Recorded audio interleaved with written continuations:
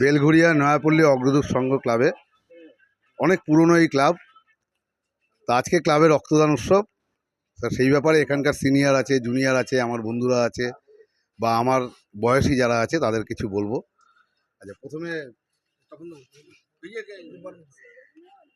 না না আপনি বলুন কি বলবো। আপনাদের এই ক্লাবে রক্তদান হচ্ছে আজকে। হ্যাঁ। ক্লাব নিয়ে কিছু বলুন, আপনাদের সুবিধা অসুবিধে। আমাদের সুবিধা বলতে আমরা আজকে দীর্ঘদিন ধরে এই ক্লাবে সঙ্গে জড়িত আছি। তো আমরা দেখেছি আমরা অনেক এই সামাজিক কর্মকাণ্ডের সঙ্গে যুক্ত আছি এবং রক্তদান অনুষ্ঠানও আমরা গতবার থেকে শুরু করেছি, এই বছরও করছি। কিন্তু এই বছরে যখন করতে আসছি তখন আমরা দেখতে পাচ্ছি পাড়ার এক দল দুষ্কৃতী লোক, এদেরকে আমি দুষ্কৃতী বলবো কেননা এরা ভালো কিছু চাইছে না। আমরা রক্তদান অনুষ্ঠান করছি, ওরা বিভিন্ন পাড়ার মধ্যে বিভিন্ন জায়গায় হেঁটে হেঁটে আমাদের যারা ডোনার রক্ত দেবে তাদেরকে বাধার সৃষ্টি করছে। আমরা যাতে অনুষ্ঠান সফলভাবে করতে না পারি তার জন্য ওরা বিভিন্নভাবে প্রচেষ্টা চালাচ্ছে।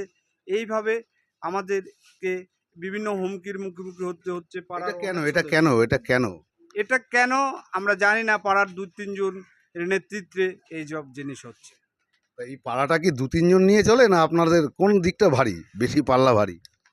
পাল্লা ভারী বলছে 50 জন লোক আছে, 50টা ক্লাব সদস্য আমাদের সাথে, তাহলে 50 জন মেম্বার আছে। তাহলে এই প্রবলেমটা হচ্ছে তা কেন? আজকে দেখা যাচ্ছে কিছু লোকজন পাড়াতে প্রত্যেকটা বাড়িতে ঘোরাঘুরি করছে, কি ক্যাম্পিং করছে আমরা বুঝতে পারছি না। তবে আমাদের যে প্রত্যেকবার লোক হয় সেই পরিমাণ আজকে লোক হয়নি এখন পর্যন্ত। তারপরে আমাদের আরো সদস্য আছে, সিনিয়র যারা আছে তারা বললে না, আমাদের এটা আমরা ক্লাব হাতে পাওয়ার পরে এটা আমাদের দ্বিতীয় বছর।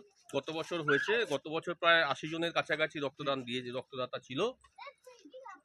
আমরা সেটা আশা করেছিলাম অন্তত 70-80-80 মতো হবে এই বছর। তো সেই জায়গায় দাঁড়িয়ে আমরা যেরকম গত বছর প্রচার করেছি, যেরকমভাবে পাড়ায় পাড়ায় বেরিয়ে সবখানে আমরা জানিয়েছি, আমরা আশা করেছিলাম হয়তো 100 পৌঁছে যেতে পারে।